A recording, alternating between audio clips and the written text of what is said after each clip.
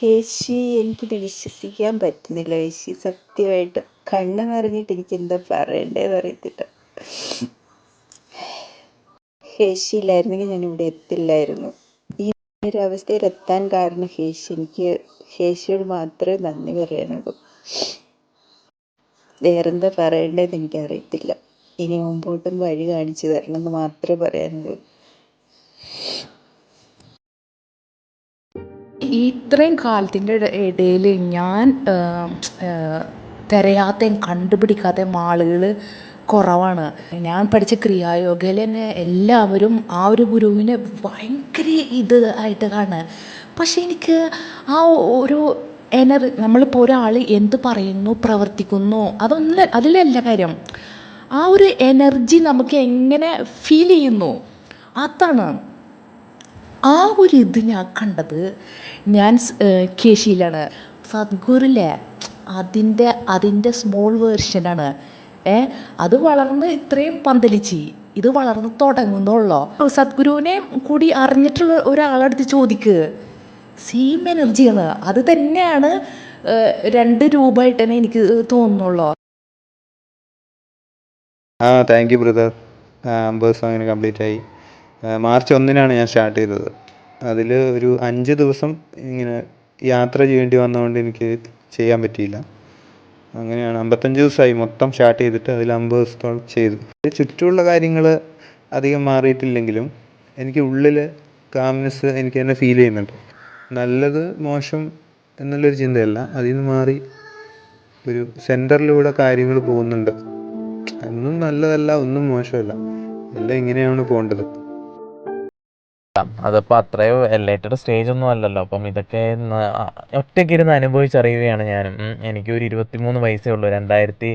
2019 ഈശോയെ പോകുന്നതും അനലിംഗ ധ്യാനത്തിനിരുന്നപ്പോൾ ഉണ്ടായ അനുഭവങ്ങളാണ് ഇതെല്ലാം.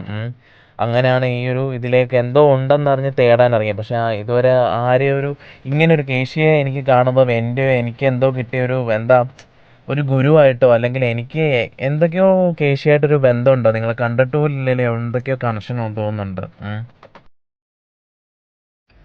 കേശിയുടെ ചാനൽ ഞാൻ പരിചയപ്പെടുന്നത് കറക്റ്റ് ടൈമിങ്ങിലാണെന്ന് പറയും. എനിക്ക് ഒരു ഭാഗ്യം ഉള്ളതുകൊണ്ടാണ് ഞാൻ ആ സമയത്ത് തന്നെ വരുന്നത്. ഒരു സ്പെഷ്യൽ പേഴ്സൺ കാരണം എനിക്ക് വളരെ പ്രശ്നങ്ങളൊക്കെ ഉണ്ടായിരുന്ന ടൈമിലാണ് ഞാൻ ഈ ചാനൽ പരിചയപ്പെടുന്നത്.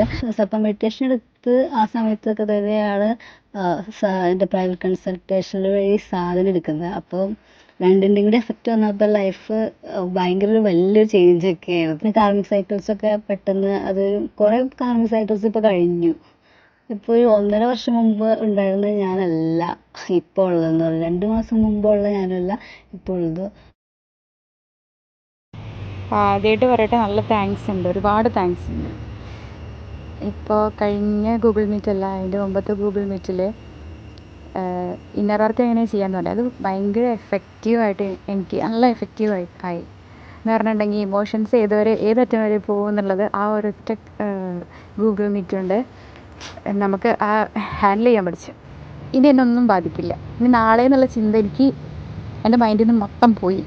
എല്ലാത്തിനും ഉപരിയായിട്ട് എല്ലാത്തിനെ കുറിച്ചിട്ടും ഒരു അവയർനെസ് വന്നു. മനുഷ്യൻ എന്താണെന്ന് മനസ്സിലായി. ഒരു റിലേഷൻഷിപ്പും സ്വീകരിക്കണ്ടേ എന്നുള്ളത് കറക്റ്റായിട്ടുള്ളൊരു അവയർനെസ് തന്നെ പറയട്ടെ, ഉള്ളിൽ നിന്നുള്ളൊരു അവബോധം ഉണ്ടായിട്ടുണ്ട്. ഒരുപാട് താങ്ക്സ് ഉണ്ട്. ഞാൻ വളരെ ഹാപ്പിയാണ്. ബ്രോ, ഞാൻ ഇതുപോലെ കുറേ ചാനൽ കണ്ടിട്ടുണ്ട്. ഇങ്ങനെ ലോ ഓഫ് അട്രാക്ഷൻ, അങ്ങനെ ട്വിൻ ഫ്ലെയിം, അത് ഇത് പറഞ്ഞിട്ട് കുറേ ചാനൽസ് കണ്ടിട്ടുണ്ട്. പക്ഷെ ഒന്നിലൊരു ജെന്യുവിനായിട്ടൊരു ഫീല് വന്നിട്ടില്ല. പക്ഷെ ബ്രോയുടെ ചാനൽ കണ്ടതും എന്താണെന്നറിയില്ല, ഒരു പറയുന്നതൊക്കെ ഒരു സത്യമുള്ള പോലെ ഒക്കെ ഫീൽ ചെയ്തു. പിന്നെ ബ്രോൻ്റെ വോയിസ് പറയാൻ രക്ഷയില്ല, അടിപൊളി വോയിസ്. ബ്രോ പൊളിയാണ്, കീപ് ഗോയിങ്.